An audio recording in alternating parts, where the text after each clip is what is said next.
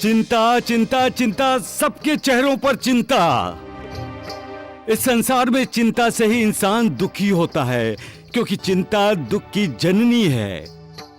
जो इस रहस्य को जानता है वो कभी दुखी नहीं होता। फिर तुम लोग चिंता में क्यों डूबे हो? बाबा, मालिक पर विश्वास करो, उस पर श्रद्धा रखो, उस पर अपनी सारी चिंता उस पर छोड़ दो। याद रखो, जितना बड़ा तुम्हारा अहंकार होगा उतनी बड़ी तुम्हारी चिंता होगी। ये मेरा है, वो मेरा है, जब तक ये भावना दिल में जागती रहेगी तुम फिक्रमंद रहोगे ही रहोगे। अहंकार त्याग दो, उस मालिक पर निर्भर रहो। उसे जो करना है करने दो, उस पर संशय शक की उंगली मत उठाओ।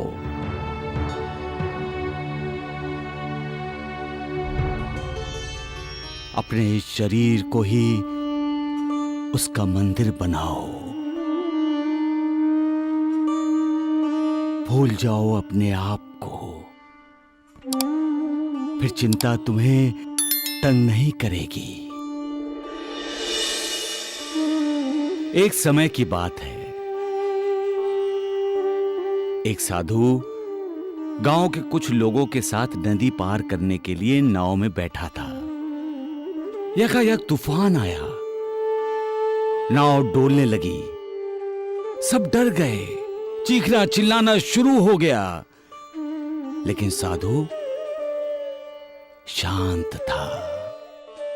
वो मुस्कुराता हुआ उस तूफान का मजा ले रहा था। सब लोग उसे देखकर हैरान थे। एक ने तो पूछ ही लिया, यहां जिंदगी खतरे में है और आप हंस रहे हैं?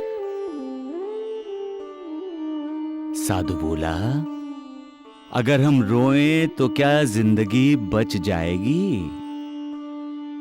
सभी चुप हो गए।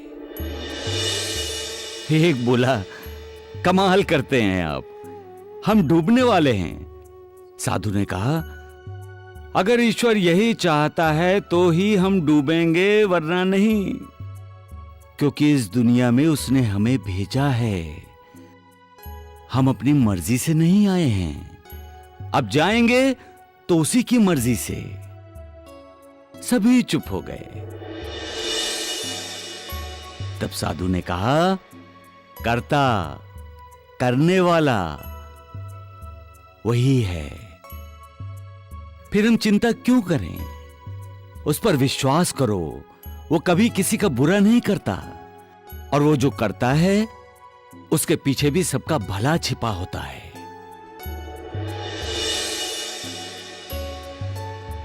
मेरे ख्याल से तुम सभी कुछ पूछना चाहते हो। देवा, हमारी नाव किनारे लग गई। तूफान शांत हो गया बाबा। सबका मालिक एक।